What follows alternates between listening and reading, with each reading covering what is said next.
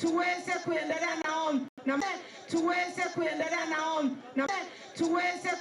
naomba tafadhali watu wa Isiolo, nyinyi ni watu wa hali ya juu sana, kwa hivyo mtii kulingana tafadhali. Thank you.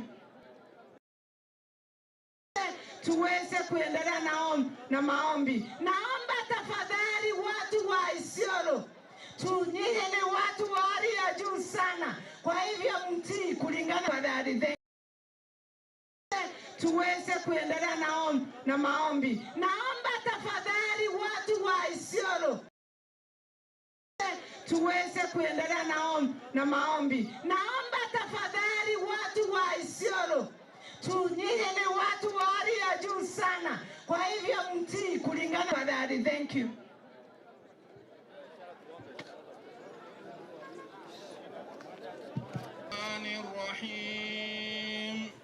مالك يوم الدين إياك نعبد وإياك نستعين اهدنا الصراط المستقيم صراط الذين Kenya na pia kaunti yetu ya Isiolo. Ya Allah, tunakuomba uwape viongozi wetu hekima na busara katika kazi yao, na wawe Mwenyezi Mungu kazi yetu ya leo uturahisishie iwe ni kazi nzuri yenye fanaka. Ya Allah, tunakuomba utukabali maombi yetu. Amin. God of mercy, our Father God, we thank you for everyone and care upon our people. As we continue to look at our people from various, we pray the Lord you will continue to remember your people and the lives of those who continue to keep and care for what you have continued to do, for we know you are worthy of all. Asante sana kwa hiyo maombi ambayo tumepata. Siku ya leo tunataka kusema katika Isiolo County tunakuanga na furaha ambaye haina kipimo. Kwa hivyo tulikuwa tunajua unakuja, tulikuili moja ikiwa ni Turkana dancers. Waturkana mko wapi tafadhali? Watu kuja kwa sababu yetu. Turkana dancers please. Turkana dancers mkuje mkiimba.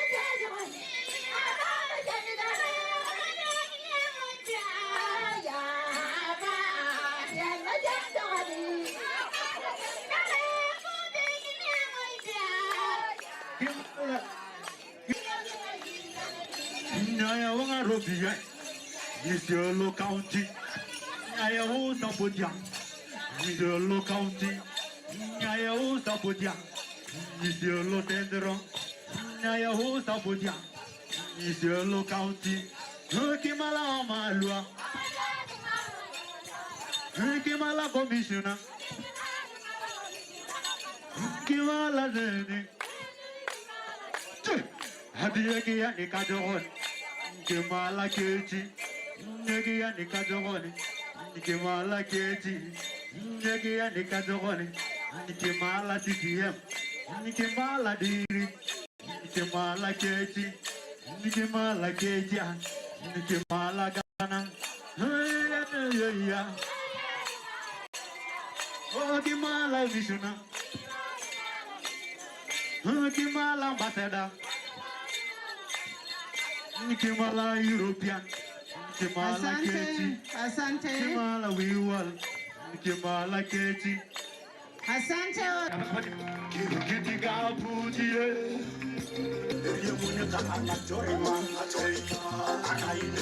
Samara dancers.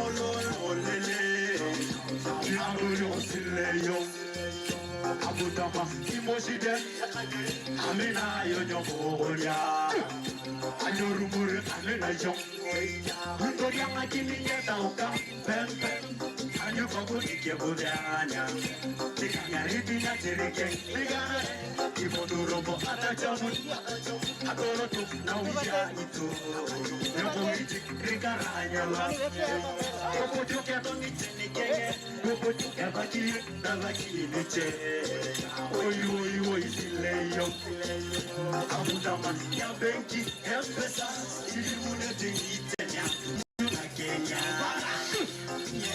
nye pizza bakabela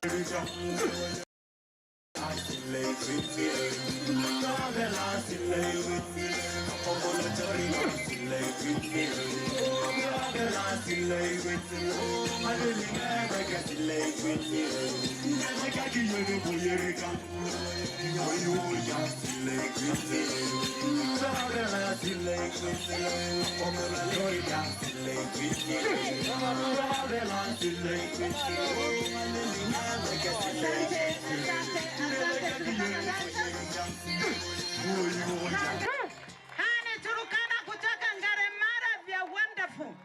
Ukiwaangalia hivi ni Krishna imani, kala yo imani.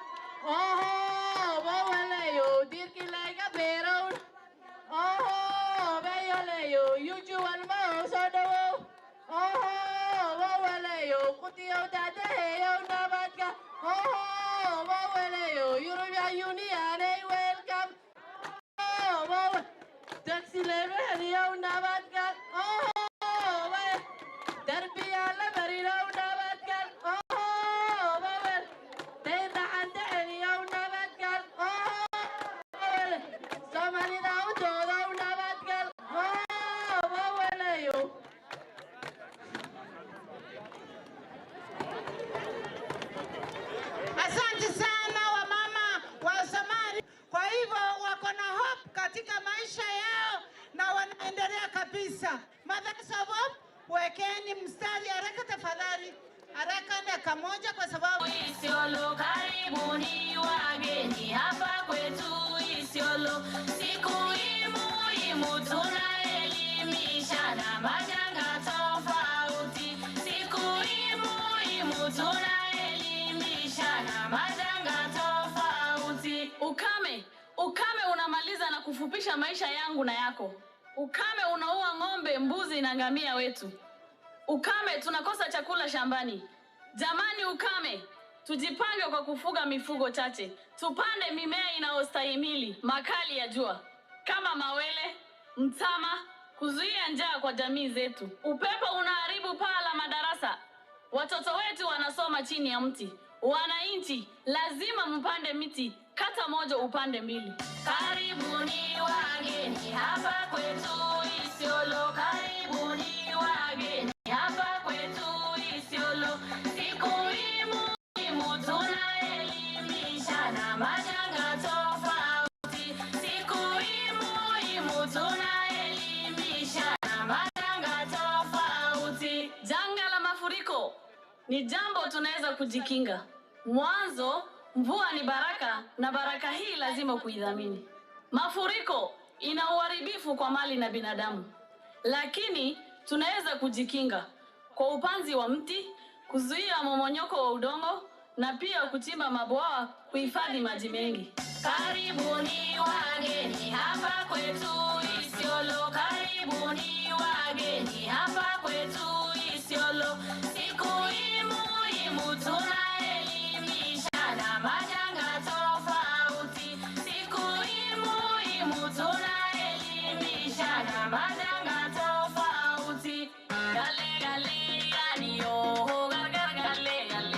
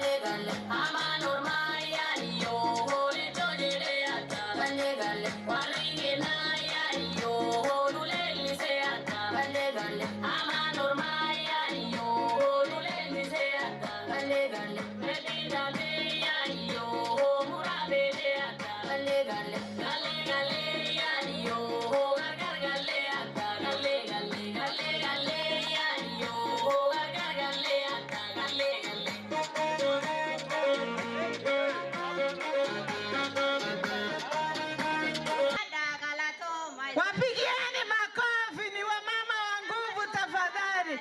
Asante.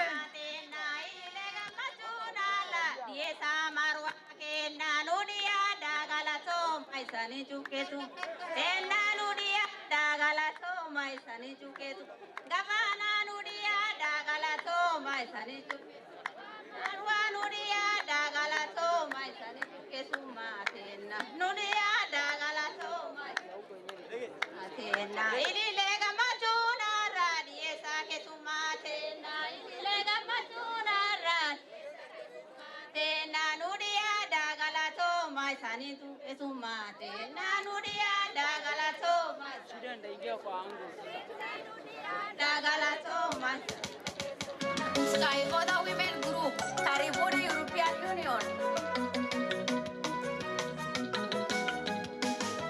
Isiolo County twafurahi kwa jitihada na bidii, wafadhili wetu twawaenzi, European Union kusaidia jamii. Isiolo County twafurahi kwa jitihada na bidii, wafadhili wetu twawaenzi, European Union kusaidia jamii.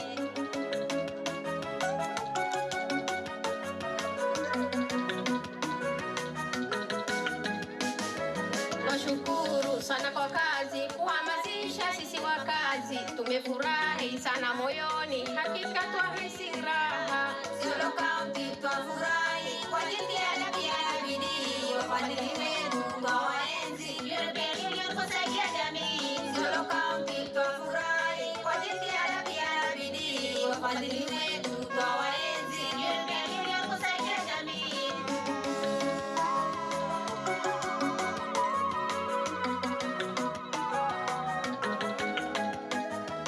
Tumeona mwatufaa, tena nyie wetu furaha, moyoni mwetu tuna furaha, sababu tuko nanyi. Isiolo County twafurahi kwa jitihada na bidii, wafadhili wetu twawaenzi, European Union kusaidia jamii. Isiolo County twafurahi kwa jitihada na bidii, wafadhili wetu twawaenzi, European Union kusaidia jamii.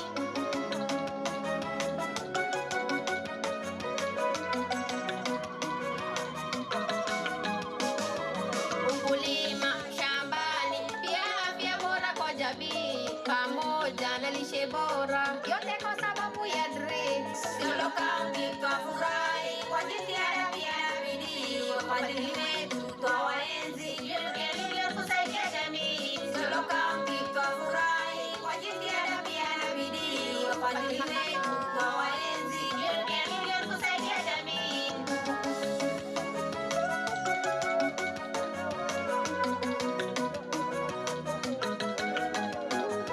Hongera sana jameni, rafiki wetu wa dhati, PSF, CCMC, kuendelesha yetu jamii.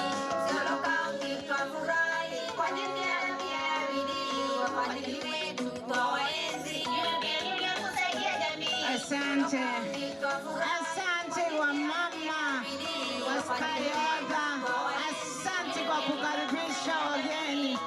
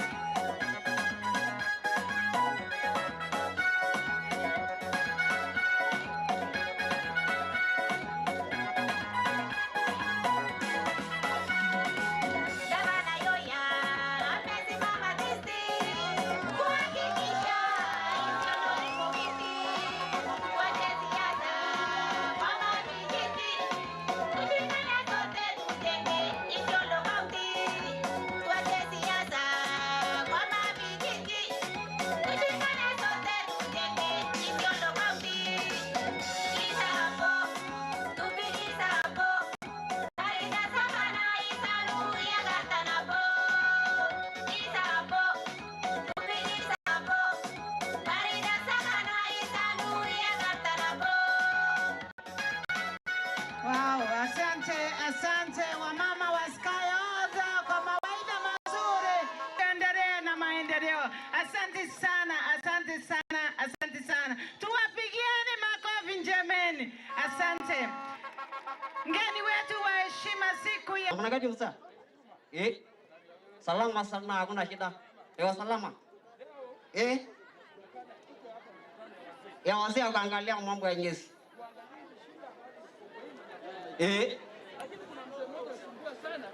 Na ila wala marara. Ana mpaka saa hii hajakuja. Najua yeye anakuanga na maneno mingi sana. Hajafika mpaka saa hii. Mzee anasumbua sana. Unaiya kama iko na ng'ombe kidogo. Ndio. Sasa kushunga hata maji. Lakini sasa kama unaweka ng'ombe mingi anamaliza maji na nyasi yote anaisha. Yeye ndiye ameweka ng'ombe nyingi. Hii kelele ni nini? Abadala cha ayadufe na dawu danta. Najua abadala amekuja. Habari yenu? Salama sana. Mzuri sana, habari ya siku mingi. Mzuri. Ndio. Sasa si anapanga. Kila siku mimi nasikia hapa kelele, maneno, mkutano. Mpaka lini? Mzee unajua iko shida. Shida ni nini? Hii Manyata yetu iko na shida. Manyata iko na nini? Chunga nyasi. Alafu kama Julai anakuja anangoja mvua. Na dana maji kidogo. Mvua inanyesha. Na mimi kama mmoja ya jamii ya wafugaji ya ng'ombe, siwezi kubali kuuza ng'ombe yangu. Na sikia msengenda. Siwezi kubali mimi. Na kama anakuwa kishongu. Nimekataa. Na mimi niko na mali ya kwenda kuvuka hiyo ng'ombe. Haribu sasa. Kutoka dakika hii mimi naenda na hama. Na wachana na nyinyi hapa. Siwezi toa msaada ng'ombe yangu. Kabla hujahama. Kwa herini mimi nimeenda. Ngoja kidogo. Nimeenda mimi. Yoro ameenda. Unaona huyu mzee? Yoro mzee kichongumu sana. Mbaya sana. Wacha aende. Najua kama anaenda, ng'ombe anaenda. Wacha aende. Wacha sisi tutatafuta namna. Sasa leo iko maneno hapa. Nyinyi wa mama mko na habari kwanza hii kijiji yetu vile imekuwa? Hatuna habari. Watoto wamekufa njaa. Kisima imekauka. Bawa la ng'ombe yote maji ni kidogo. Na huyu mzee mzee Matata huyu amekataa kuuza hii ng'ombe yake. Afadhali auze ng'ombe hata 200. Watoto wapate chakula. Huyu bibi mkubwa huyu sasa nataka tufanye hivi. Nataka huyu mama akikuja tumwambie aeleze bwanake auze ng'ombe. Sawa. Tunaona hata watoto yake maskini hata wamekufa na njaa, hata watoto wamekuwa yellow nywele. Ndio huyu anakuja.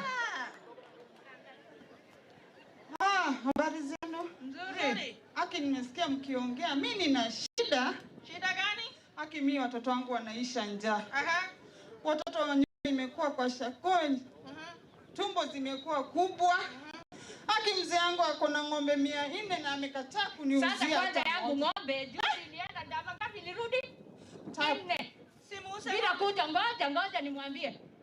Sasa huyu bibi yake mdogo ndiye anaweka mzee finyo. Unajua fitina? Ndio huyu amekuja mwambie. Na mwambie auze. Habari zenu? Nzuri. Ni nini mnaongea? Nasikia mkiongea juu ya mzee Matata. Ongea na mwambie wenzako hapo. Ni ng'ombe nataka iuzwe. Ng'ombe mfanya nini? Iuzwe kwa sababu watoto wangu wako na njaa. Mbona mnachunga ng'ombe mnaangalia mbeleni na malisho maji hakuna? Wangu maziwa nyasi hakuna. Watoto kule wanakufa na njaa. Watoto wangu wanakufa na njaa. Hakuna ng'ombe inauzwa dada. Inauzwa. Hakuna ng'ombe inauzwa. Nakwambia hakuna. Inauzwa. Ngoja. Hakuna. Ngoja. Fanyeni hivi. Ngoja msikosane. Tutapata msaada ngoja. European Union naye wako hapa. Sasa kelele mingi ni nini hapa? Na hao watu wanaanza kuongea nini hapa? Mambo ya kuuza ng'ombe inatoka wapi? Unasikia mama yako anasema ati ng'ombe inauzwa kwa nini? Dubiwa rasu ndakis dubida rasu. Wacha na hawa. Kuputi wako naye. Hata tuti. Lori nguruguru. Wacha itauzwa tu. Anu kisuyu da kuti ita ne firada inde madani. Maana tocha ni yangu ninaenda naye. Kwani iko nini? Mzee, nasikia ile msema anataka kuhama sasa anaacha mama ingenda. Mimi nasikia ameleta shida hata kwake. Sana. Anasema hizi uso ng'ombe. Kelele kwa boma. Pamoja na wazee. Huyu mzee ni msumbufu sana. Sambua sana na analeta shida. Na anasema anaacha vingine naenda na ingine. Na kihama huko. Huko atafanya nini huko? Na pia huko kuna Yoro analeta shida sana. Mimi nina shida sana. Tafadhali ongeeni na mzee wangu. Mzee analeta shida. Mzee anataka kuhama na mali. Mimi nina watoto na watoto wako na njaa. Watoto wangu wameshikwa na kwa shako kwa sababu ya njaa. Nitafanya nini?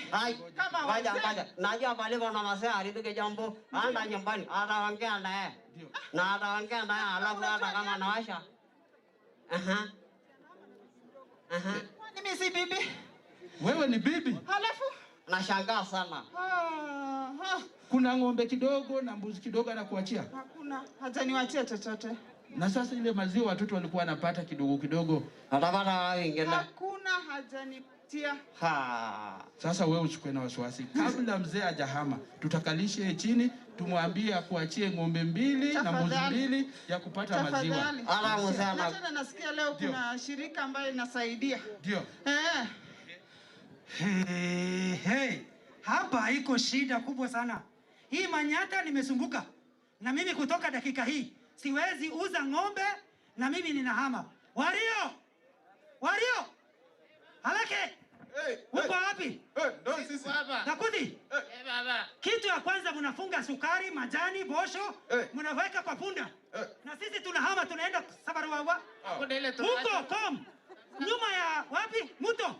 Sisi nahama tunaacha hii Manyata ambayo wanataka kunyang'anya ng'ombe yetu na nguvu. Sasa Wario, fungua boma ng'ombe, fungua tende. Yabada alacha. Abadu radua. Mimi naenda na ng'ombe yangu. Nakudi. Makosa nimefanya.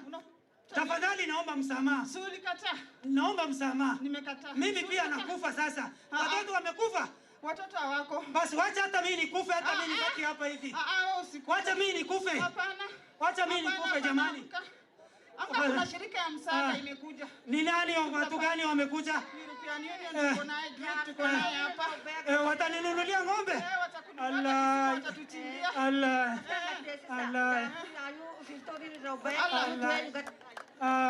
Allah jarsi tano mada kaudi de. Asanteni. Msaada barbada. Asante. Dua misho.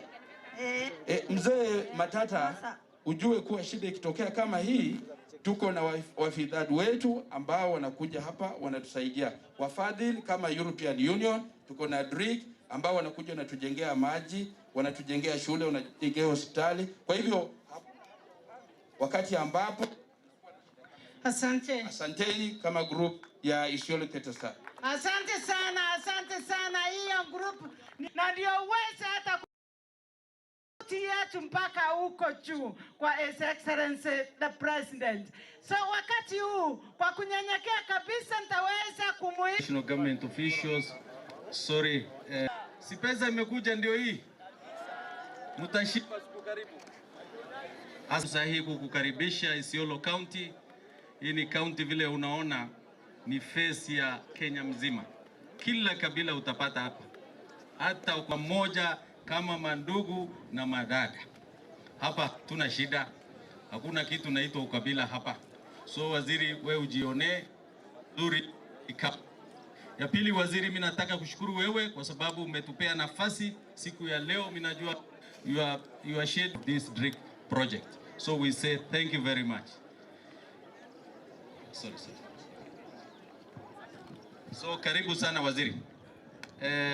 Yangu ingine kazi moja anza kufanya kazi kwa sababu umeona value addition ambayo imetokana na maziwa vile vile. Kwa hivyo tuamuke, tufanye kazi, tushikane in cooperative, tuweze kutukue resilience kwa hii drought ambayo kila wakati inatukuba. So kwa hayo machache mimi nataka nikaribishe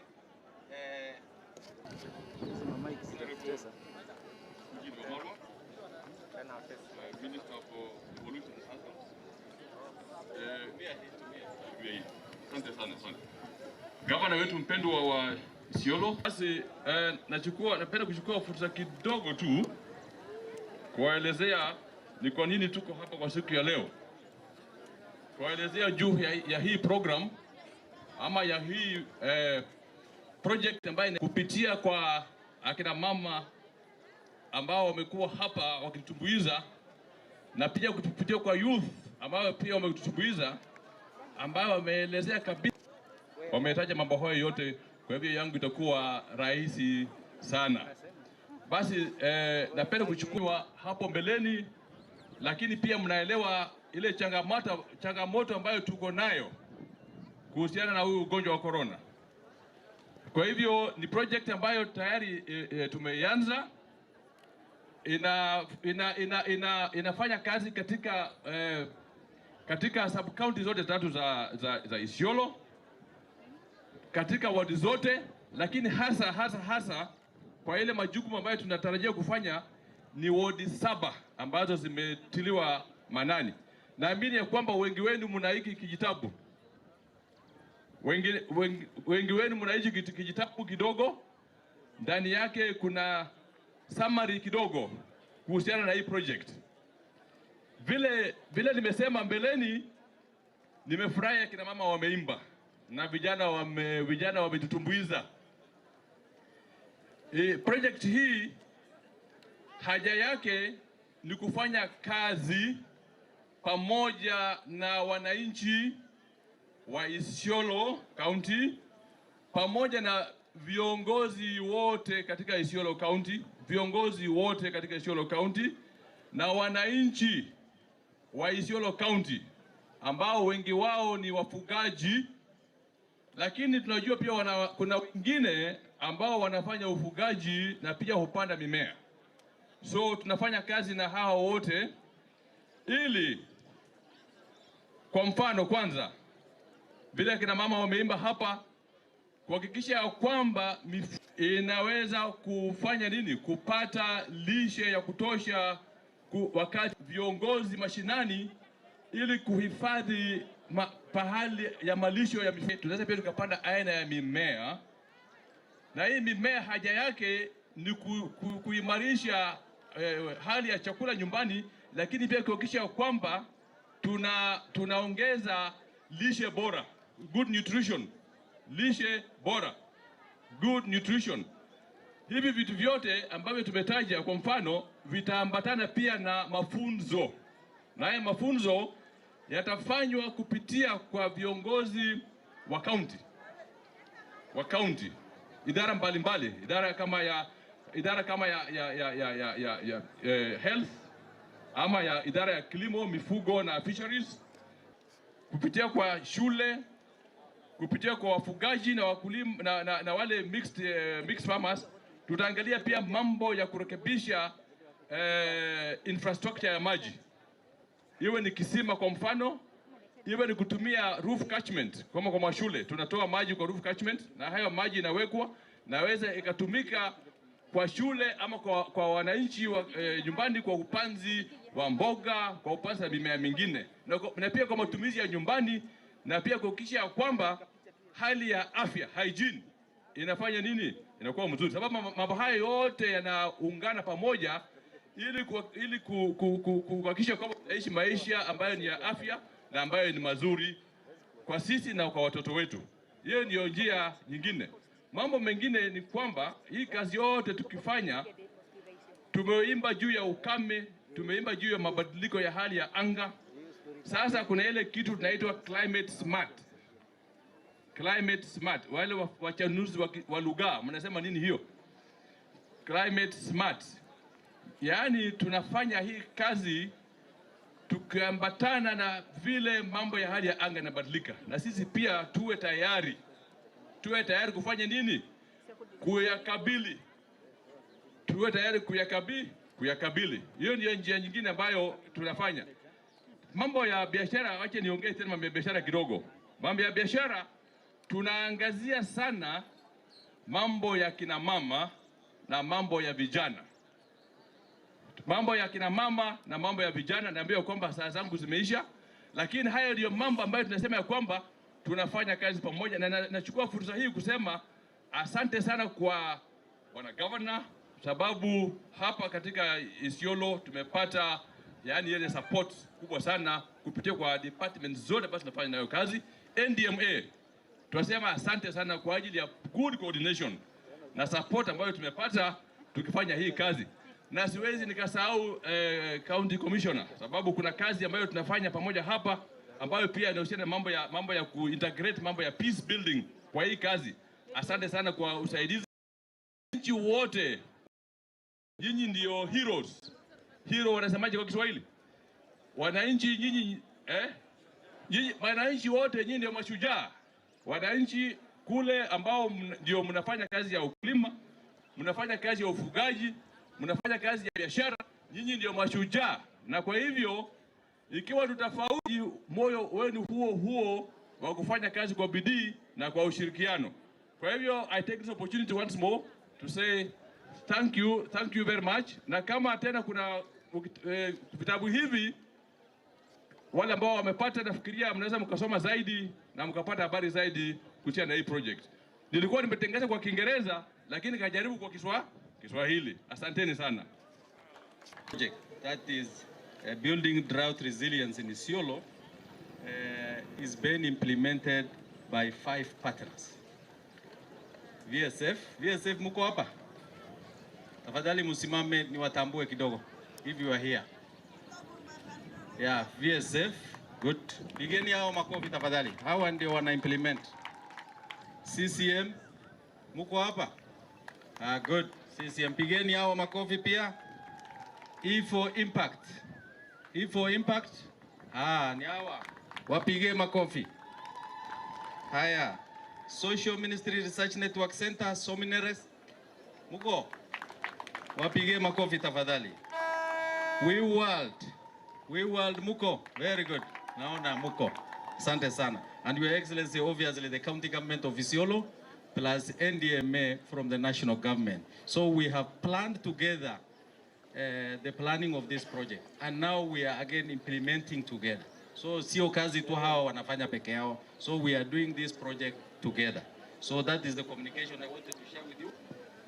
Your Excellency and Waziri, it is my pleasure now to invite, because the speaker is not around, to represent him and make a few remarks. Karibu, Bwana Deputy Speaker.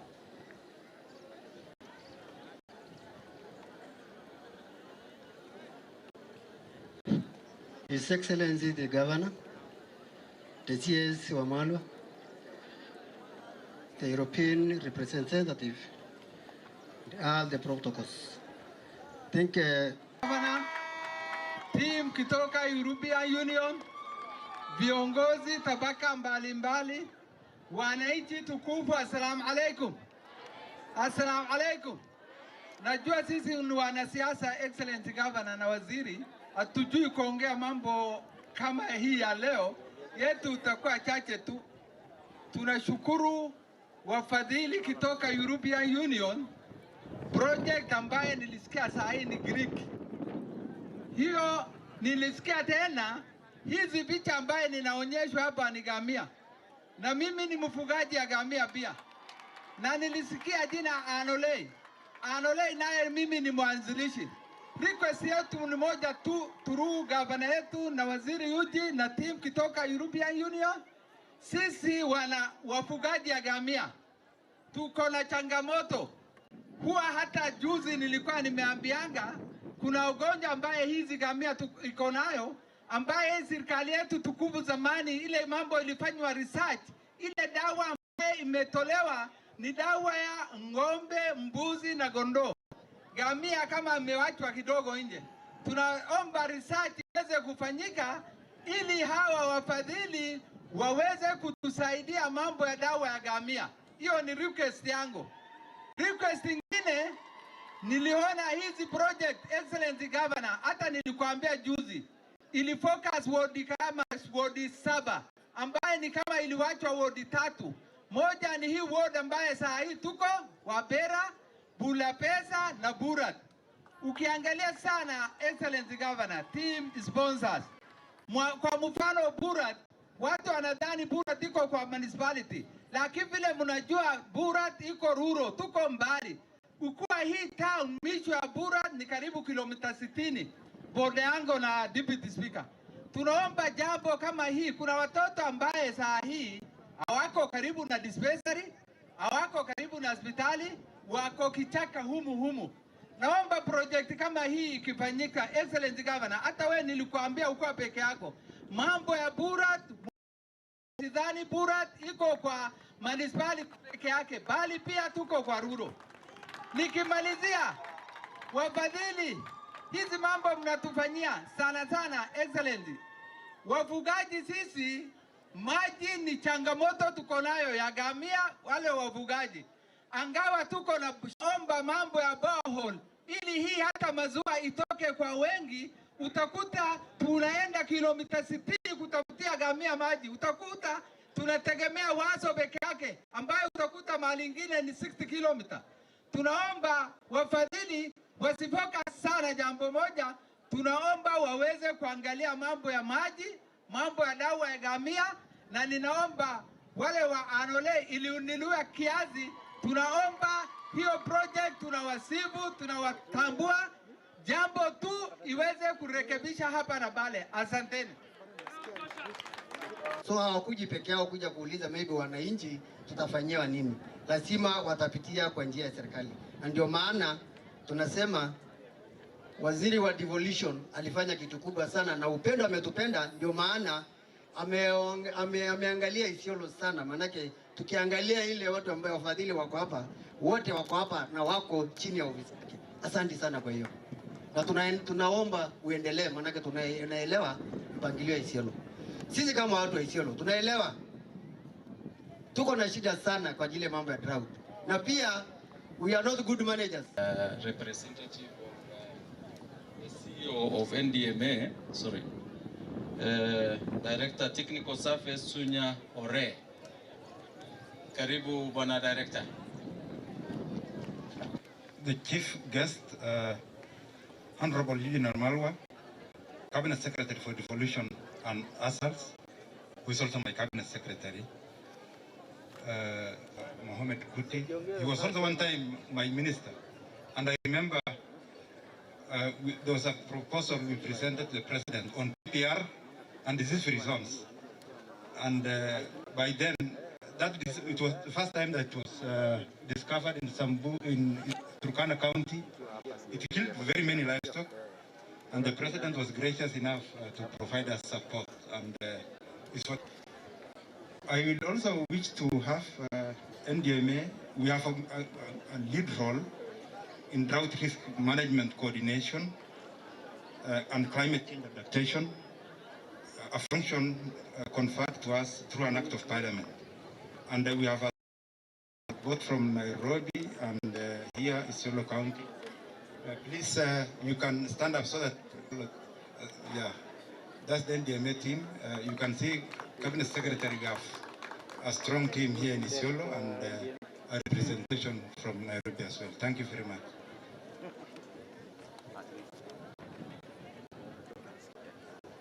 I'm reading the speech from our CEO. I'm the Director for Technical Services.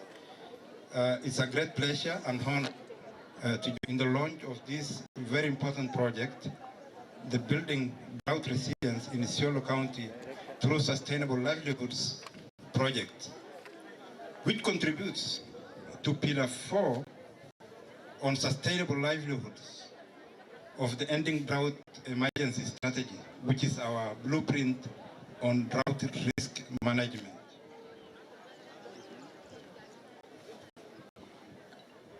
If you look at the document and even the flyers that we have, at least for the milk value chain, water development for human and livestock, as well as crops, peace security, and nutrition for the under fives. Once we address these areas, we focus on these areas and we invest our resources in these areas, I believe no longer be considered as one of the vulnerable counties. And I'm sure we know that Isiolo has a lot of potential. Isiolo is very close to all the markets. It's close to Meru.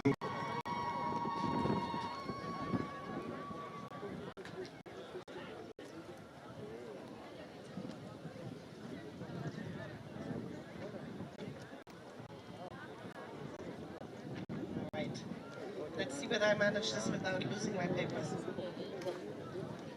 DSCS, we keep meeting again. I think this means that you're out in the field a lot, because every time I go somewhere, you're there. To represent the European Union in the launch of this Building Drought Resistance in Isiolo County through Sustainable Livelihoods, supported by the European Union.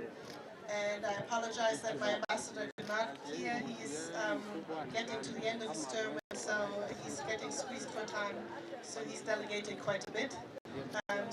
That gave me the chance to come here and enjoy Isiolo, enjoy the camel chocolate. That was very good.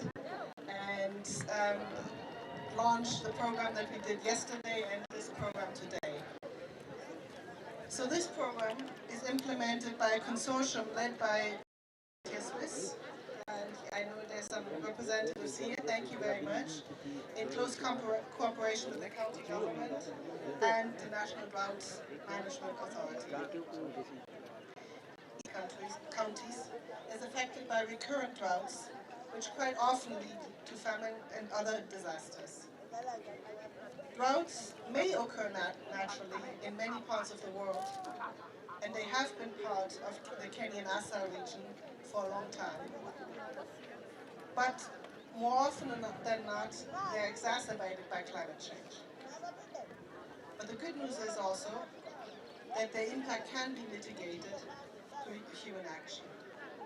And this is why we in the European Union are supporting this Ending Drought and Emergencies program that aims at promoting secure and sustainable livelihoods of households through interventions as a result of the changing climate and frequent droughts. The project we are launching today is one of the 4 NGO grants the European Union is supporting in 4 counties, including to enhance security for vulnerable pastoralist and agro-pastoralist communities in Isiolo County, generating sustainable livelihoods, protecting protective assets, and improving climate-smart county service delivery. We are excited about this project, which will benefit more than 5,200 pastoralists and agro-pastoral households, organized into 350 thematic self-help groups at village level.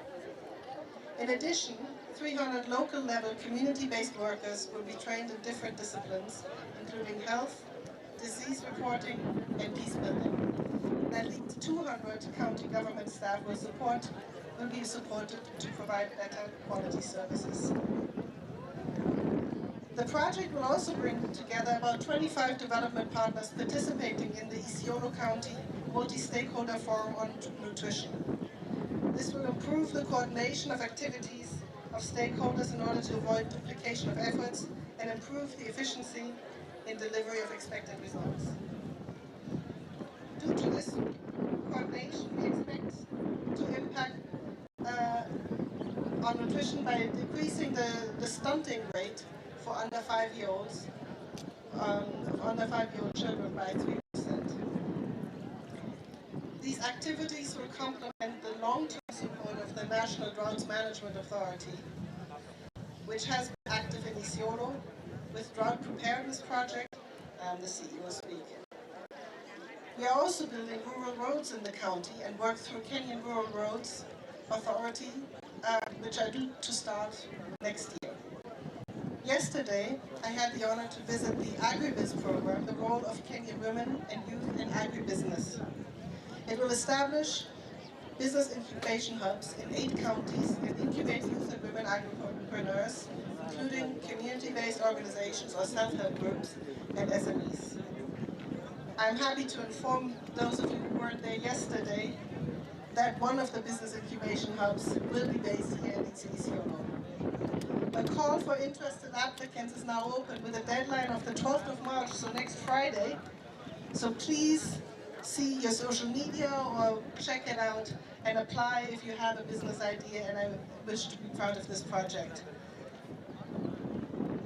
Building self-reliance in the Kenyan people is one of the most important aspects of EU funding in Kenya. It is important that our projects support and target the most vulnerable populations and in collaboration with the national and county governments, work towards building resilience of the population has led to prosperity of the nation.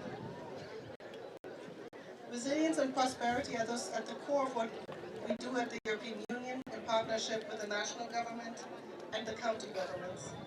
And that's what we want to achieve. Ladies and gentlemen, the European Union and Kenya are called to focus on building sustainable and resilient economic development programs. This means that we want to support investment and reform, strengthen the Kenyan economy and focus on helping small businesses invest and create jobs and make Kenyan cities and the countryside more resilient to the growing population and the effects of climate change. Finally, I want to inform you that we are currently working on what we want to do next in Kenya. We have a sort of 7-year cycle, and we're currently in the cycle of programming for the future. And in this process, pinpointing what areas to support in the development priorities. Our proposals at this stage are to focus on 3 strategic sectors: green transition and resilience, secondly, human development and inclusive growth, and thirdly, governance, peace, and stability. So all of these are relevant also here in Isiolo. We also aim to highlight much more the work that our member states are doing in Kenya by working on so-called Team Europe initiatives and the member states have their own projects here, and we want to link them up better so that you can see also how our combined impact is. Contact with the government also to see what you are thinking about our ideas. But I hope that this stronger focus on key areas and joint initiatives will greatly enhance the EU's cooperation with Kenya. So I look forward to continued stronger engagement of the EU and Kenya for the development of the Kenyan people. Asante sana. Thank you very much. Hiyo makofi haijatosha jamani. We are very grateful, Madam Deputy Head. Invite our County Commissioner, Mr. Haman Shambi, to make his remarks. Karibu Bwana County Commissioner. Tupige Commissioner wetu makofi tafadhali. Mheshimiwa mgeni rasmi ambaye ni waziri wetu wa devolution, Mheshimiwa Eugene Wamalwa, Mheshimiwa Governor wa Isiolo, ambassador kutoka EU, na wale wote ambao ni wageni waalikwa na wananchi wetu wa mjambo. Basi langu ni kushukuru waziri kwa kuja hapa leo Isiolo. Lakini la pili ni kutoa hakikisho kwa niaba ya wenzangu wana usalama, wakiwa ni pamoja na officers wetu wa usalama, pamoja na machifu wetu wa ngao na wazee wetu, ya kwamba tutafanya kila jitihada kuhakikisha ya kwamba tunadumisha amani ili miradi kama hii iweze kuendelea hapa Isiolo bila tashwishi yoyote. Wananchi letu ni kushabikia fursa zinazotolewa na serikali. Fursa zimekuja nyingi, county government na national government imetoa fursa nyingi. Inafaa sisi sasa tuzichangamkie kuhakikisha ya kwamba tunaweza kupata mafao ama benefits ya hizi miradi ambazo zimeletwa hapa. Niwashukuru sana kina mama na wazee wachache ambao wameshikilia familia vizuri. Hii resilience nataka iingie kutoka nyumbani, kutoka kwa family unit. Hapa Isiolo mimi ushangaa, kuna watu hurauka asubuhi kuja kukaa hapa town tu na wanaondoka wakati wa curfew, hawafanyi lolote, hawana, lakini unakuta wako na pesa, wanakula miraa, unafikiri ni power so. Wengine wanaishi nyumba moja na watoto wao, lakini hawaonani wiki nzima. Anarauka kuja town, anarudi wakati wa curfew, watoto wamelala.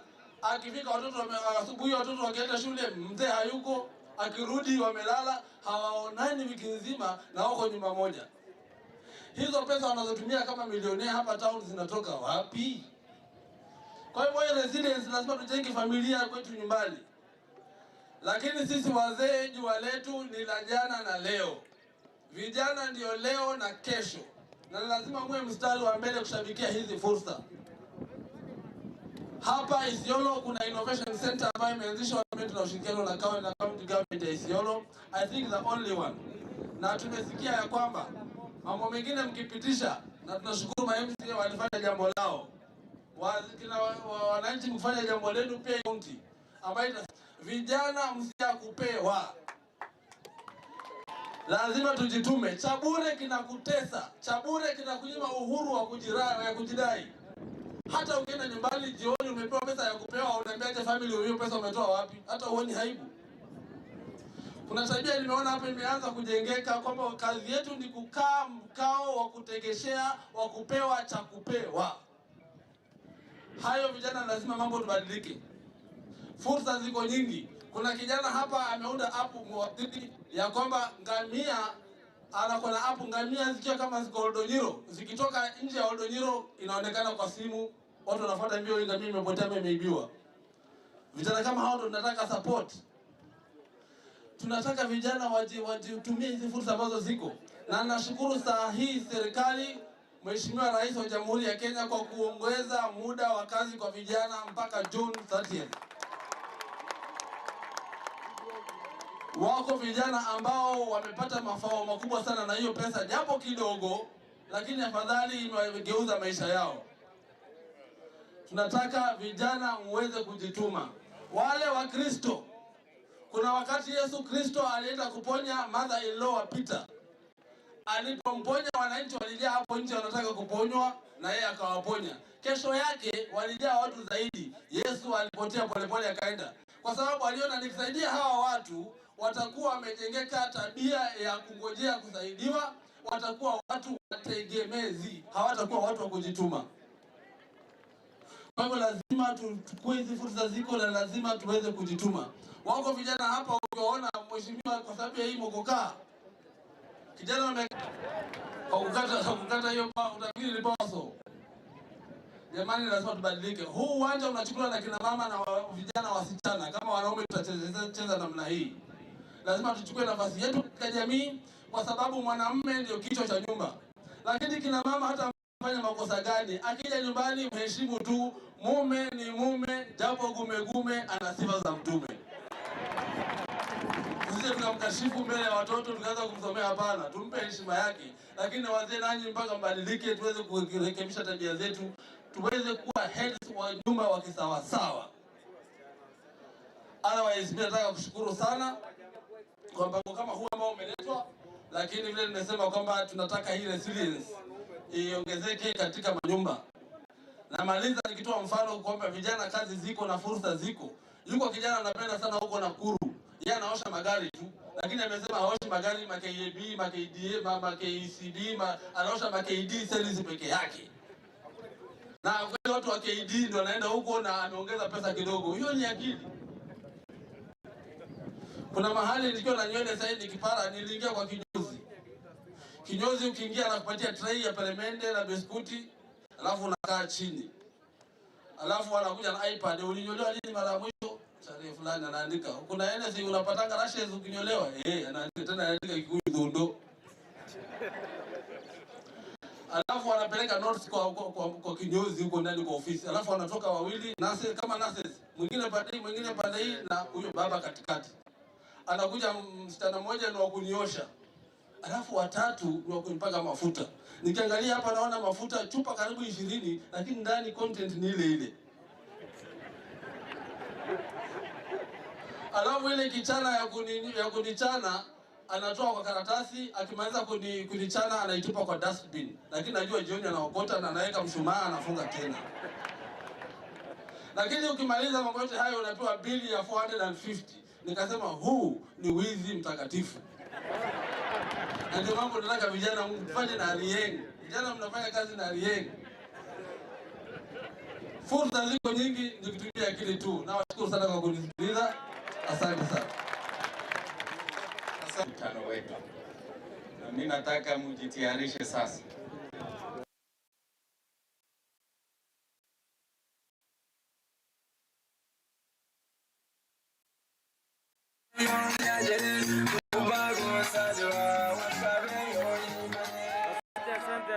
Asante. Mimi nataka county commissioner arudie ile maneno ya mwanaume kuja useme ile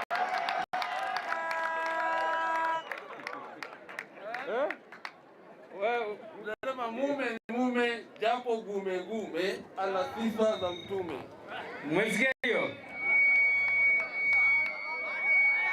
Ni msemo wa Kiswahili unasema mume ni mume, japo gume ana sifa za mtume. Sawa, umesikia hiyo?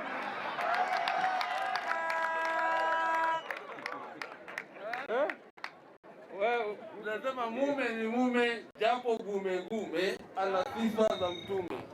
Umesikia hiyo? Ni msemo wa Kiswahili unasema mume ni mume, japo gume ana sifa za mtume. Sawa, umesikia hiyo? Ijapo gume. Hiyo ni nini sasa hiyo? Sawa basi, labda group eh? Sawa basi, nashukuru sana Deputy CS wetu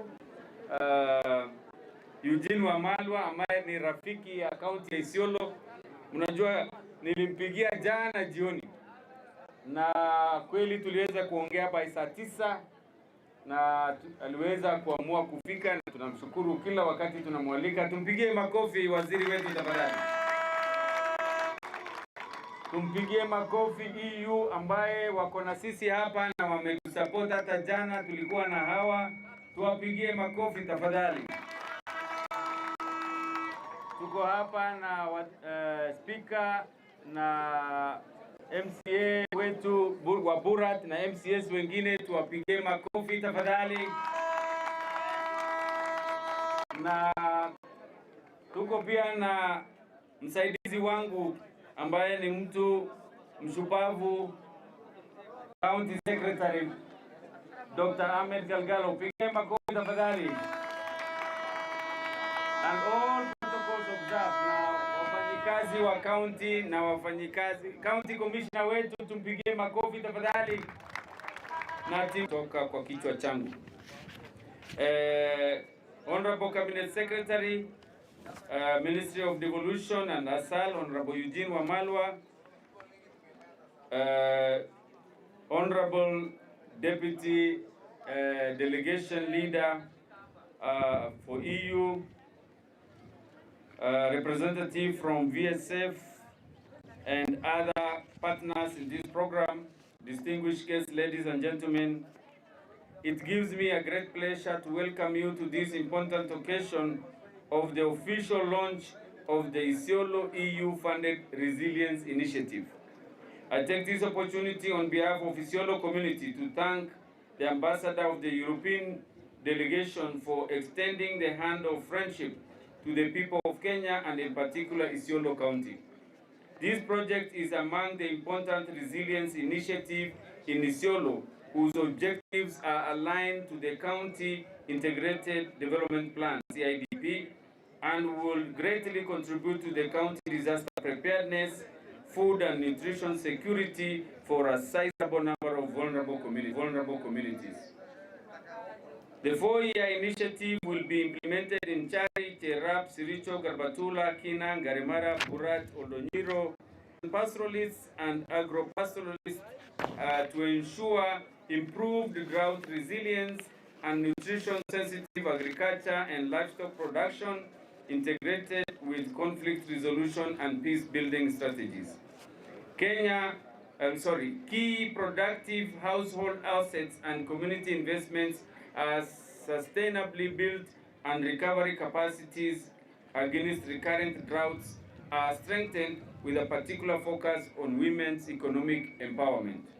Isiolo County is empowered in addressing food and nutrition issues, improved data collection system, and cross-sectoral collaboration to facilitate local political commitment and awareness raising.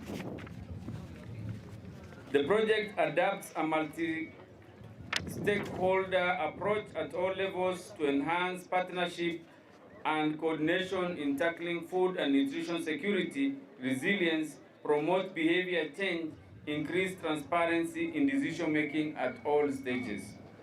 The project mainstreams gender equality and women empowerment to overcome women cultural marginalization and enhance inclusiveness in the contribution to economic development and social well-being. The proposed action addresses vulnerability through multi-sector One Health approach, which encompasses human health, animal health, and environmental interventions, together with creation of a common platform for coordinating at institutional level and sharing good practices. I am happy to note that this project targets to increase the productivity, nutrition, and incomes of about 5,218 households. My government is committed to providing an enabling environment to development partners and build strong collaborative mechanisms to jointly combat the negative effects of drought. I appreciate the level of collaboration with partners and county departments in implementing this project, and especially the efficient coordination spearheaded by the county NDMA. In conclusion, I welcome you to Isiolo County to sample our beauty and diversity. Thank you and most welcome. Asanteni, hiyo ni ya... Kwa hivyo, hiyo ni maneno ya wale walioandika. Mimi sasa nataka kuongea yangu fupi. Kwanza narudia kushukuru kazi ambayo na ushirikiano tuko na European Union. Jana mnakumbuka tulikuwa rural tukiwa na European Union na tuka launch project ya AgriBiz.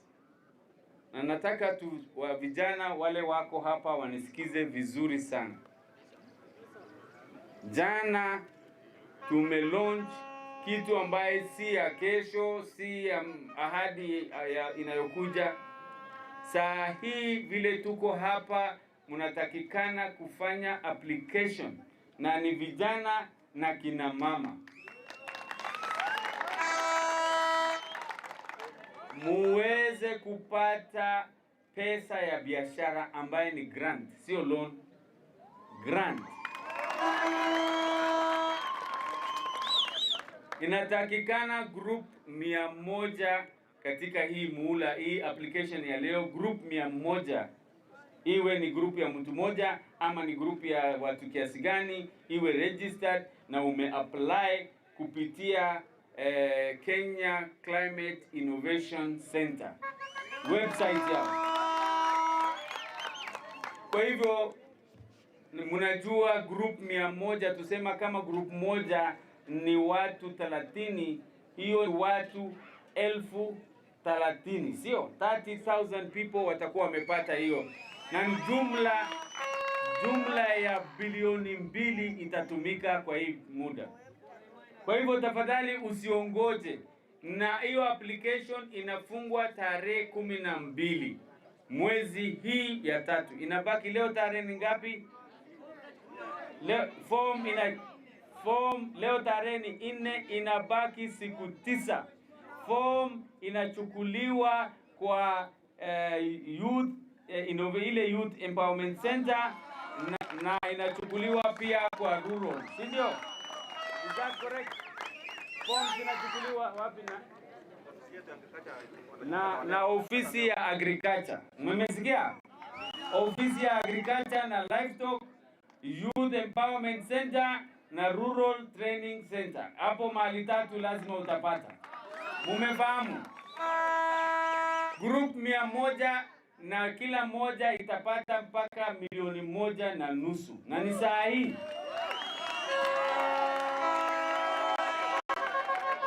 Tafadhali usiachwe nyuma ukaanza tu kulalamika, kwa sababu hii ni nafasi ya kila kijana na kama hujafaulu mara hii inarudiwa. Ni project ya miaka 4. Ilikuwa ianze mwaka jana, corona ilisumbua, ni miaka 5 sasa, moja imeisha kwa ajili ya corona, miaka 4 imebaki. Kama umekosa ya round hii, ile round nyingine pia group 100. Namna hiyo mpaka group 2,400 ndio itafaidika mwisho, mpaka mwisho ya hiyo nini. I hope I am correct. Sinivo wale wahusika, sio? Correct. Yes. So kwa hivyo tafadhali, tuko na nafasi, tuko na opportunity. Na unajua opportunity, it just knocks, it does not crash the door. It just knocks the door. It's up to you to open the door now.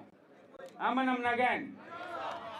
Sasa unaweza leta ng'ombe kwa maji na uwezi ukaiwekea kwa mdomo, ama namna gani? Kwa hivyo tumeleta hii chakula juu ya meza, tumeweka kijiko ndani. Sasa huyu amesema ukule mkokaa ama ugonge ile moshi kubwa alafu upitwe na hii. Sasa itakuwa ni shida, ni ya nani? Sawa sawa. Hii ni namna ya kuondoa vijana kutoka kwa shida ya ukosefu ya kazi, shida ya umaskini na shida. Kwa hivyo mimi nashukuru sana. I really appreciate European Union and Kenya Climate Innovation Center for bringing this project because it is most needed here. Sisi Focus yangu mnajua ni vijana, ndio maana tumetengeneza hii stadium. Kama uko na talanta ya kukimbia, uko na talanta ya mpira, uko na talanta ingine, stadium iko tayari sasa, inakaribu ifunguliwe. Kwa hivyo ujiangalie.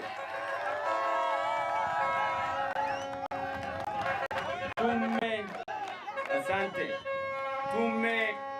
Tumetengeneza Youth Empowerment Center ambayo iko ile inaitwa Coffee Talk, sio ya kuongea vile vijana wanaweza kujiondoa kwa mashida. Na pia hii pesa ya biashara imefika hapa kupitia wadhamini kama hawa. Jameni, tusibaki nyuma, tuamuke ili tuondoe umaskini katika kaunti yetu. Mjue ya kwamba hii kaunti inaangaliwa na Kenya mzima. Maendeleo mingi zinaingia hapa na wabonyenye wanataka kuingia sasa nyuma ya Ngarimara mpaka tunarudishwa huko Kulamawe na Merti ama huko Lonyiro, tutasukumwa nje na wale ambao wako na mfuko nono. Lakini kama nyinyi mtajipanga, mwanze kufanya biashara saa hii, nyinyi wenyewe mfuko zenu zitakuwa hivyo na nyinyi ndio mtashikilia hii ardhi.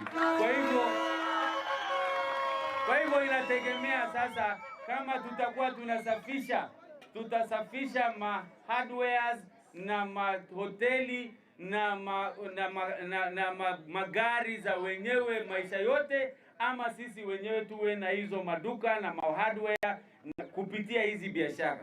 Na ujue biashara hakuna pesa nono naingia kwako siku moja. Unaanza na biashara na unaanza dogo na unaelekea juu pole. Na mimi ninashukuru wale wameanzisha. Mimi ninatumia mfano kila wakati ya huyu na Mwangaza hawa na Abdi Viazi. Hao wote ni watu kama sisi tu hapa, walianza Isiolo hapa ama namna gani? Walitoka kwingine wakiwa matajiri. Karani hapa na akatia bidii yake, Mungu akambariki. Na Alimasikio alitoka NYS akiwa driver ya bus, na leo mnaona kitu amesimamisha ndani ya town. Abdiviasi mnaona vitu amesimamisha ndani ya town. Yote ni kuomba Mungu na kutia bidii yako. Ama namna gani? Wewe kijana yeyote hapa unaweza kuwa mmoja yao na hata zaidi yao. Kwa hivyo na nafasi ndio hii. Hawakuwa na capital, sasa capital. Shida ya kijana ni capital. Yaani pesa ya kuanzisha biashara ndio shida. Ama namna gani? Kwa hivyo kama hiyo pesa imefika, tafadhali tusiachwe nyuma leo. Sawa, tumekubaliana juu hiyo. Kwa sababu matumani yangu ni kuona siku moja nikiwa nabeba fimbo yangu nione Isiolo inashikiliwa na hawa ambaye masura ninaona hapa. Sio wale wametoka kwingine wakiwa na pesa waje wachukue sehemu yetu hapa. Kwa sababu hapa ni dhahabu. Opportunities hapa ni nyingi. Na watu watakuja kutunyang'anya kama hamna gani ataanza ama kivyake ama akiwa na kundi yake. Sawa. Tafadhali mimi nawahimiza, hiyo ndio message muhimu nataka muende naye leo. Na hii yote ni kwa sababu ya sisi, na tunashukuru assembly yetu tumeshirikiana, watu wanasema sijui ni Dabarsa, sijui nini, sisi tumeshikana namna hii. Mumewahi kusikia kelele? Mumewahi kusikia governor anapigana na speaker? Mumesikia assembly wanapigana na speaker? Mumesikia mambo ya kupelekana kotini ama mambo yote hapa? Kwa sababu sisi tunasikia ni huko nje kwa maredio, hiyo naye tunaachia Mungu, sisi tunaangalia mbele.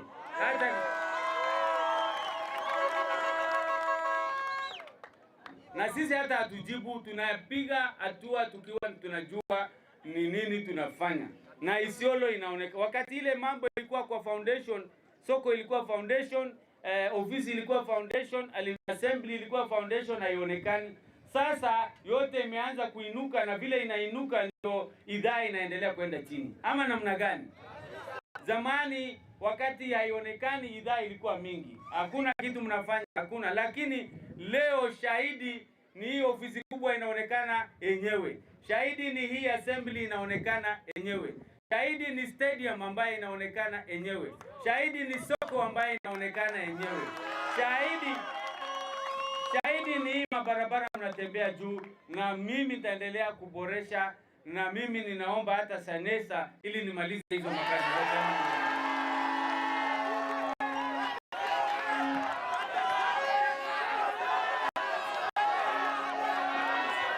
Asante. Kwa hiyo mimi sitachukua muda mrefu. Mimi ninajua support yenu.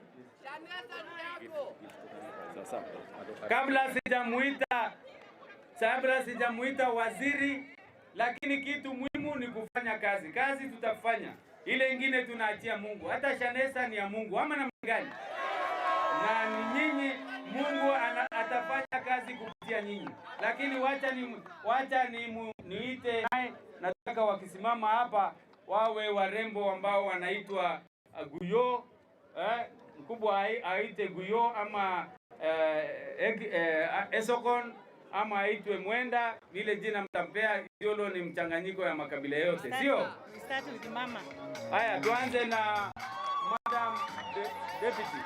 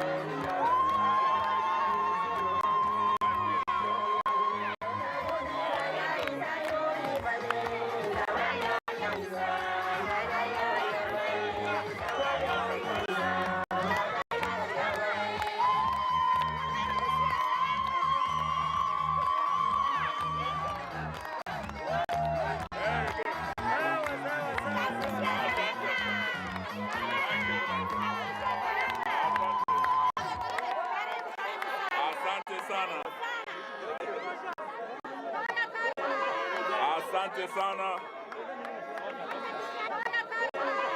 Asante sana. Asanteni sana. Hata unawekewa ile kiturugana kabisa.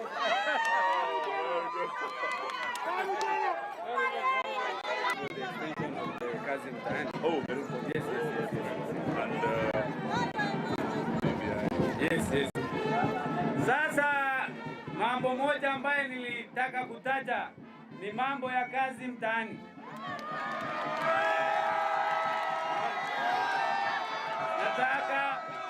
Nataka upeleke shukrani ya vijana na kina mama wa Isiolo ambao kina mama zaidi kwa sababu vijana wameondokea kwa nyumbani na shukrani ya vijana ya Isiolo nataka umpelekee Mheshimiwa Rais kwa kuongeza muda ya ile kazi mtaani. Na mimi kulingana na vile hii kitu imeingia kwa vijana na wameisupport na wamepata faida, hii kitu hata ifanywe permanent ikiwezekana, kwa sababu unaona hata vile vijana Kenya mzima ni kama hii vile Isiolo ilivyo. Kwa hivyo na BBI mara moja tunapitii ama namna gani? Hebu tuonyeshe kwa mkono ya kwamba tunapitisha BBI. Bas, umeona ya kwamba Isiolo tulipitisha kwa assembly na tutapitisha kwa referendum ama namna gani? Sawa sio? Hawa ndio wale wa kwanza wanaitwa showstopper. Uliona showstopper juzi? Yeah. Hawa hapa Isiolo inaitwa nini? Showstopper. Asante sana. Asante sana His Excellency Governor Mohamed Kuti Yoya.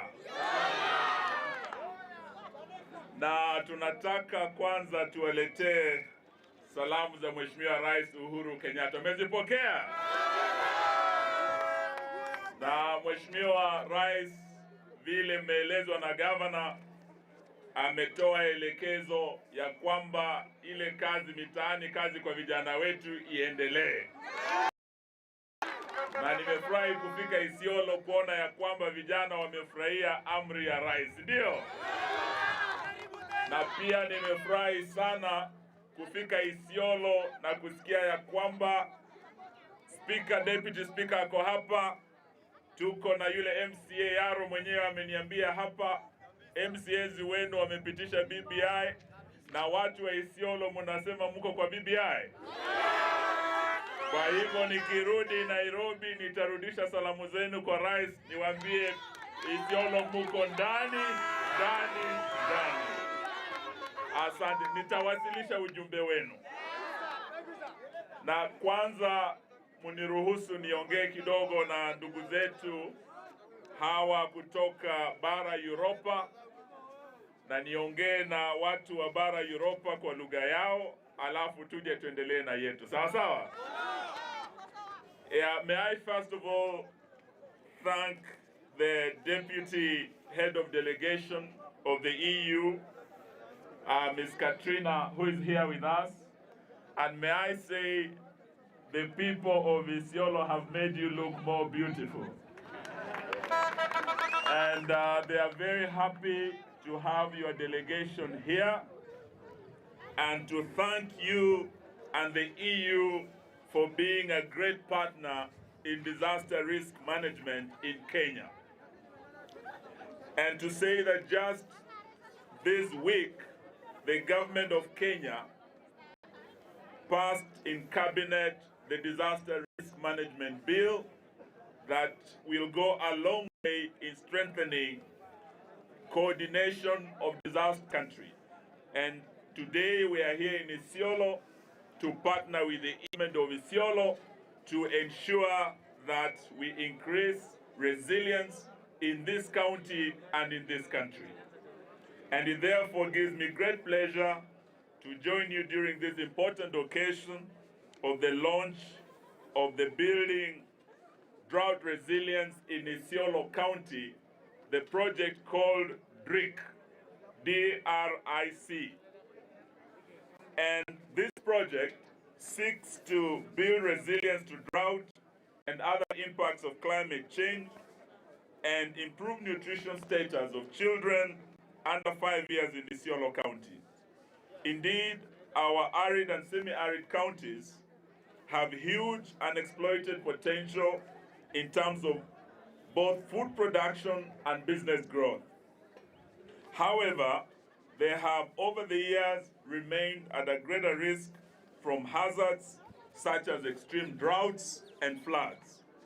Recurrent droughts, flooding, and currently desert locust invasion that we are witnessing in several ASAL counties, including the global pandemic of COVID-19, has indeed tested our resilience. Kenya is a resilient nation, but never in our history has our resilience been tested to the extent it was in the last 1 year, dealing with drought, and I came to Isiolo when there was drought here, dealing with floods, and I've been here with Governor Kuti when we have floods in Isiolo, dealing with the locust invasion, and dealing with the COVID-19 all in 1 year. And that is why we are very happy that we are here to address the challenges of recurrent droughts, flooding, and locust invasion in our counties.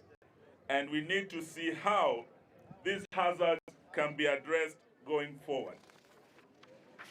Recognizing the need to address vulnerabilities in ASAL counties, the national government has put in place the State Department for ASALs, which I lead, and to also look at how we can improve coordination. And I'm happy also to inform our EU partners that this week again in Cabinet, we were able to approve the partnership coordination framework that will ensure that all our partners who are investing in Isiolo County and all our 47 counties, particularly the ASAL counties, are able to work with us to align our investments to our national development blueprint, which is our Vision 2030, and to also align investments in the Big Four agenda, as well as the CIDP of this county and other counties, so that we prioritize together. Distinguished guests, this project will contribute greatly to resilience building of pastoral and agro-pastoral communities in Isiolo County through increased crop and livestock production, enhanced food and nutrition security, and increased access to markets with particular focus on women's economic empowerment. And I must say today, with you, we have visited Anolei Camel Milk Building Bulk Center. Na nishukuru sana kina mama wetu wa Anolei. Leo tumejionea mipango mizuri sana kina mama wa Isiolo wameweka kuhakikisha kwamba tunapiga njaa marufuku katika kaunti ya Isiolo, na vile vile tunapunguza umaskini na kutumia zile rasilimali Mungu ametupa, ngamia zetu, ng'ombe, mbuzi na yale maziwa yaweze kufika sokoni. Vile vile tuweze kufanya value addition. Leo nimeonja chocolate ambayo haijatengezwa Ulaya, imetengezwa hapa Isiolo na kina mama wetu. And I must say today, Katrina, the chocolate I've tasted here in Isiolo, made in Isiolo, is sweeter than the chocolates I've tasted in Europe. And I'm so happy that we want to work together with the county government of Isiolo to boost that made in Kenya and build in Kenya, so that we build our economy by supporting groups such as the Anolei Women Group. In addition, the project will enhance mechanisms for collaboration towards drought risk response, integrated with conflict resolution and peace-building strategies, among communities that can use shared natural resources more sustainably. I want to single out food and nutrition security, which is one of the biggest challenges in the ASALs.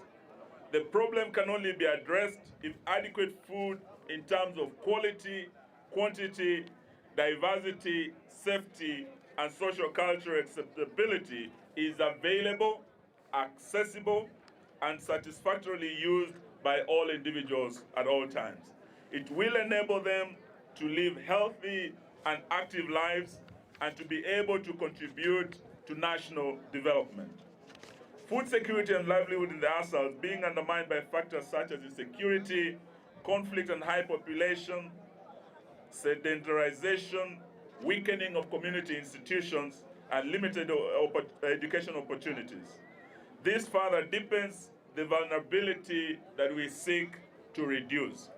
The overall challenge is to ensure sustainable livelihoods for all pastoralist communities and all who live in this county. One of the pillars, as our NDMA colleagues have said here, under the government's Ending Drought Emergencies, this is a strategy under my ministry that focuses on strengthening resilience of livelihoods in ASALs to the effect of drought and climate change. I am happy to note that this project targets to increase the productivity, nutrition, and incomes to over 30,000 people who will benefit in this county of Isiolo. My ministry is committed to providing an enabling environment to the county government, VSF, and we have all the other partners, including Impact, WeWorld, CCM. We want to appreciate all our partners who have come to Isiolo to work with Governor Kuti, Yoya, to ensure we deal with poverty in this county. I applaud the collaboration between partners in putting together this project and sincerely thank the EU through the head of delegation, Ambassador Simon Modu, and the deputy head of delegation, Ms. Katrina, who is here with us, for their generous support and friendship that has been extended to this county and to this country. In conclusion, attaining food and nutrition security and tackling climate change calls for innovation and modernization. As we launch this project, we need to remain true to the fidelity of continuous improvement in all our interventions and sharpening them from time to time to remain focused on both the global and our national goals, as well as the county plans. So ladies and gentlemen, allow me to now declare this project, the DRiC project, officially launched. So kazi yangu leo ilikuwa ni kuja kujiunga na Governor Kuti na viongozi wote na wananchi wa kaunti hii ya Isiolo ili na nimepewa heshima leo kuja kusimamia mradi huu ukifunguliwa. Ni mradi wa milioni 450, over 400 kupitia mradi huu wa DRiC ambao utasaidia katika kaunti yenu hii. Tunashukuru EU, Jumuiya ya Ulaya, sababu wametusaidia sio kaunti yenu tu ya Isiolo. Tuko na kaunti 4 sasa ambazo zimepokea pesa hizi. Miezi 3 iliyopita nimekuwa kaunti ya Baringo nikazindua mradi kama huu wa 450 million kule Baringo. Ni mradi utasaidia vijana, utasaidia kina mama, utasaidia wafugaji, so that we build resilient counties. And if we're able to build resilient counties, we will be able to build a resilient country called Kenya. So kando na Baringo na Isiolo leo, tuna kaunti nyingine 2. Kaunti ya Tana River na kaunti ya Samburu. Nikimaliza hapa nitakuwa naelekea Samburu na Mburu. Pia tujenge vijana wa huko vile tunajenga vijana wa Isiolo. Na kando na hiyo pia tumekupitia ule uhusiano mwema na EU kwa kaunti yenu hii. Sababu tumekuwa na ukame, lazima tuweze kuweka miradi ya maji katika sehemu kame, as we work together to know that once you solve the water problem in the ASAL counties, you have resolved half their problems. Ndio leo pia nataka nishukuru EU hapa kaunti ya Isiolo. Kuna miradi kadhaa ambayo tuko tunafanya kupitia wizara yangu na kupitia NDMA. Tuko na ule mradi ambao tunaweka maji kutoka Merti hadi Biliki. Ni pipeline ya kilomita 26 tunajenga kuweza kusambaza maji katika Isiolo County. Huo ni mradi wa karibu milioni 97 million. Na utasaidia kuleta maji katika kaunti hii. Tunashirikiana na serikali ya Governor Kuti. Vile vile tuko na pipeline ya pili ambao tunaweka maji kutoka Lenguruma hadi Mokori. Huko ni kule Oldonyiro, sio? Kilomita karibu 15 tunajenga pipeline nyingine kusambaza maji kaunti hii ya Isiolo. Na kando na hiyo pia kupitia EU response tuko na milioni 151 ambayo Governor Kuti kuweza kufanya water tracking wakati kuna ukame. 151 million zingine tumetumia hapa kwenu tusambaze maji ili tusaidie wananchi. Wananchi wa Isiolo wawe na maji safi na vile vile mifugo yao pia iwe na maji safi. Ili mifugo ikiwa na maji, ngamia inaweza leta maziwa mengi hapa Anolei. Maziwa hayo tupeleke Nairobi. Maziwa hayo tuweze kutengeneza yogurt, tutengeneze chocolate, na pia tunatengeneza powdered milk. Ili wakati tuna ukame, hiyo powdered milk tunaweka na wakati wa ukame tunatumia. Tuko pamoja? So haya ni baadhi ya yale tunafanya pamoja na gavana wenu ambaye ni kiongozi shupavu, tunamheshimu sana kama serikali kuu Anzalopata. Na nimefurahi pia kuona ya kwamba mambo ya vijana, kubadilisha maisha ya vijana sio kupiga tu siasa. Changing the lives of the youth of this country is not about coming up with new slogans. It's about coming up with youth-friendly policies that can change their lives. Na hayo ndio Mheshimiwa Rais ako anafanya. Umemuona juzi akiwa KICC akizindua ule mpango wa mbele na bizna, vijana waweze kuanza kufanya biashara. Hapa kwenu gavana amewaeleza ule mpango tuko nao wa AgriBiz. AgriBiz 150 million inaingia hapa kwenu tena. Vikundi 100 ya vijana vile gavana amesema, mujipange sawa sawa. Tunataka mupate hii 150 million iingie kwa mifuko yenu.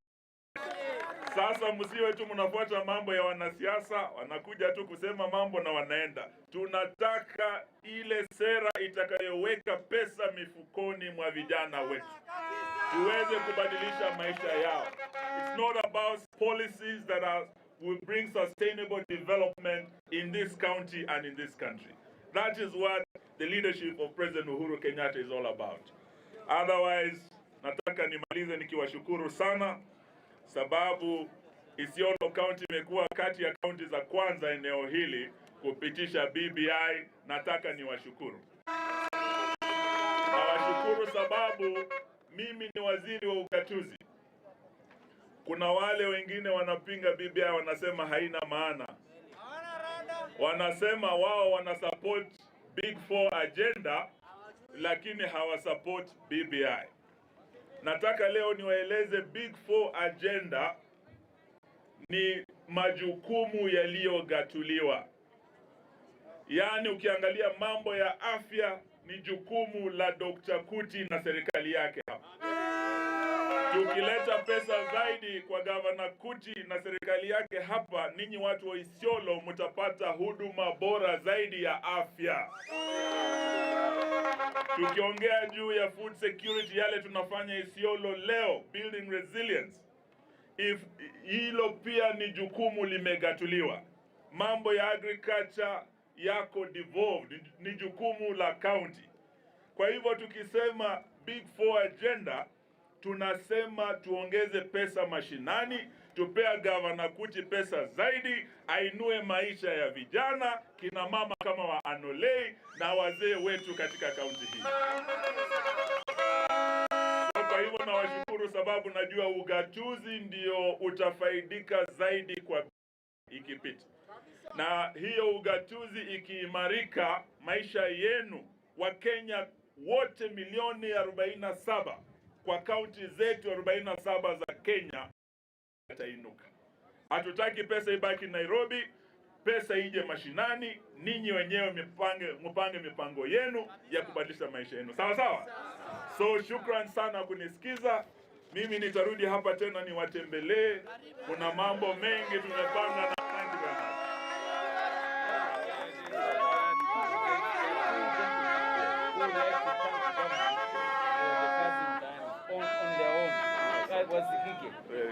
Kwa hivyo ningependa vijana wawili Juma na Eskuku waje washukuru wao wenyewe serikali kwa niaba ya vijana. Vijana yoya Isiolo ya Your Excellency the Governor na Waziri Junior Wamalwa. Mimi kama kiongozi wa vijana kaunti ya Isiolo niko na maneno matatu peke yake. Ya kwanza ni shukrani ya dhati na furaha kubwa kwako waziri kuja hapa kuzindua huu mradi ambao itasaidia vijana na kina mama katika kaunti ya Isiolo. Tunakuambia kwamba asante na Mwenyezi Mungu akubariki. Ya pili, Your Excellency the Governor, Rais anapenda kaunti ya Isiolo. Tangu 2015, 2016, 2017 vijana wa Isiolo walifaidika katika mradi wa NYS. Na vijana wa Isiolo walibadilisha mambo yao mengi katika hiyo wakati. 2015 tulikuwa tumejimuingiza katika mambo ya matumizi ya maradi za kulevya. Lakini NYS ilipokuja 2016 kama vijana tulireform, tukaanza kufanya kazi ya usafi town, mama madawa tukaachana nayo. Your Excellency, pia tunashukuru Rais kwa sababu alipoanza kazi mtaani, Isiolo alikumbuka kana kwamba hii wakati lazima tuache mambo ya kuchukuliwa katika vikundi vya Al-Shabaab, lazima tuache mambo ya kulevya, lazima tuache kutumia vibaya. Tuko tayari kufanya serikali kazi, maana yake mtupatia kazi mtaani. Kwa hivyo tunashukuru sana na Mwenyezi Mungu awabariki.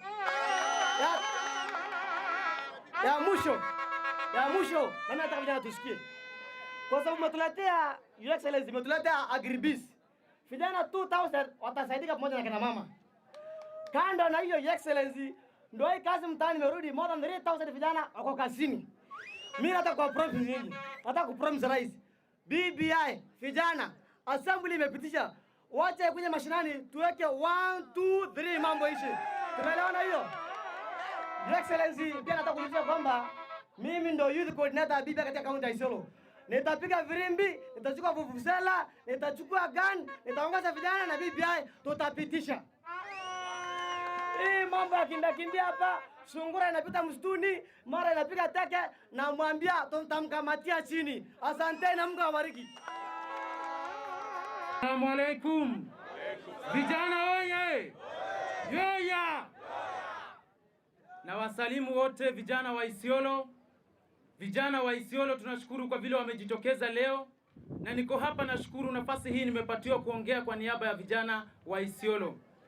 Jambo la kwanza ningetaka kumshukuru His Excellency the President of the Republic of Kenya, His Excellency President Uhuru Muigai Kenyatta, kwa kuweza kuwapatia vijana wa Isiolo 1370 katika program ya kazi mtaani.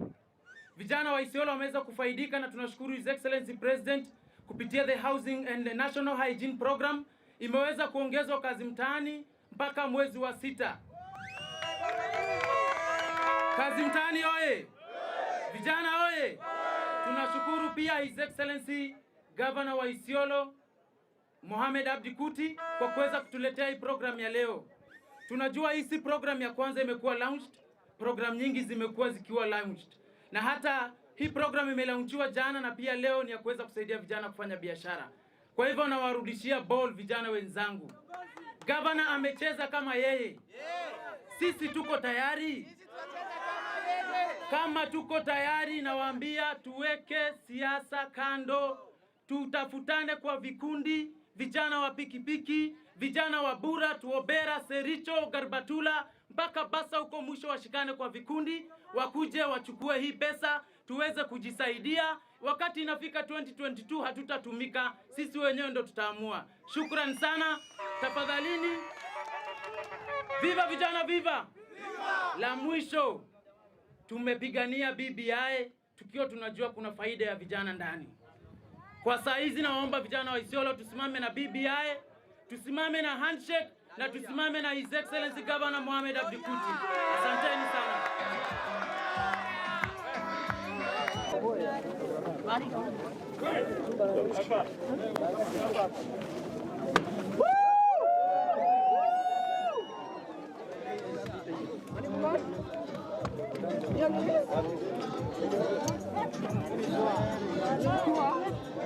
Go the other side. Yeah, very good.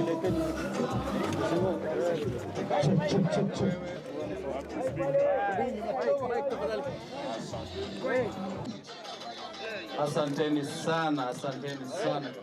Nashukuru sana. Asante. Sasa Your Excellency and Waziri, tafadhali miti itapandwa huko pande hii ya kulia. Tutembee pande hiyo ndio hii miti iweze kupandwa. Asante. Mlale mkae hivyo hivyo hata hii saidio. Wale wengine waende huko. Yao wasaidie. Songeni. Jibu.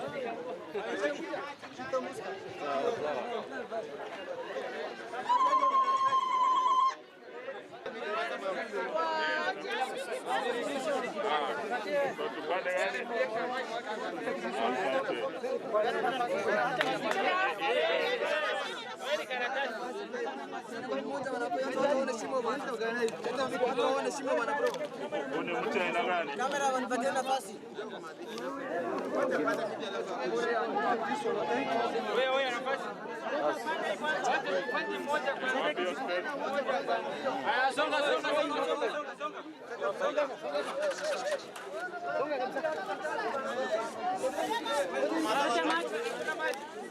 Iko. Haya, songa picha. Bara. Kama na moto. Picha vizuri. Piga picha vizuri. Tosha. Moto kwanza yake. Bara picha. Thank you.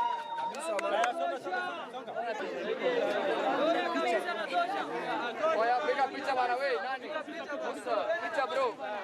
Hata kama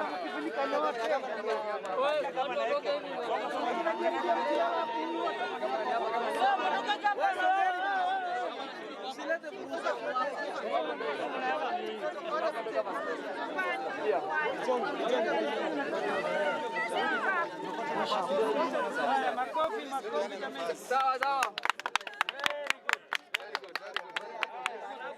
We are going to compete with Waziri.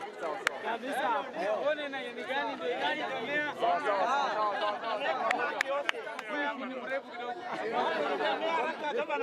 Hiyo ni tano tena. Ongea watu piga taona nini. Piga picha dadi. Piga dadi. Piga. Sawa gavana, sawa. Kimwa chukua maji ipigwe. Chukua full. Stand gavana, bantu. Picha yetu na gavana. Pate maji.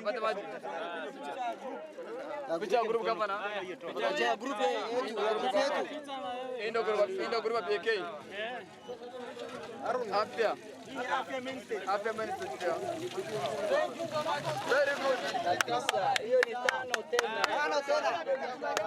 Sana mheshimiwa, thank you, welcome.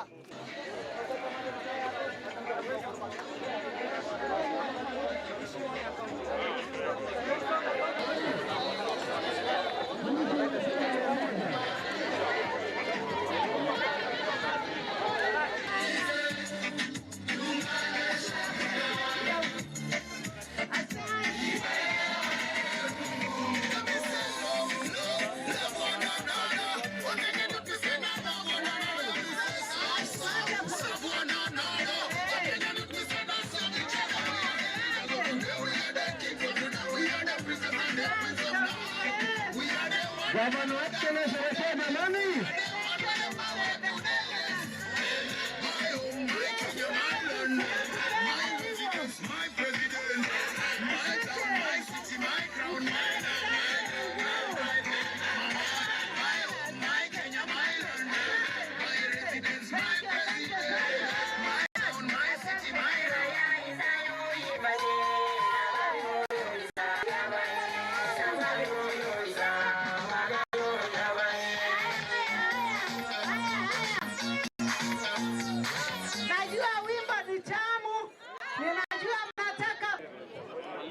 Ni sawa, tunauliza mbaji.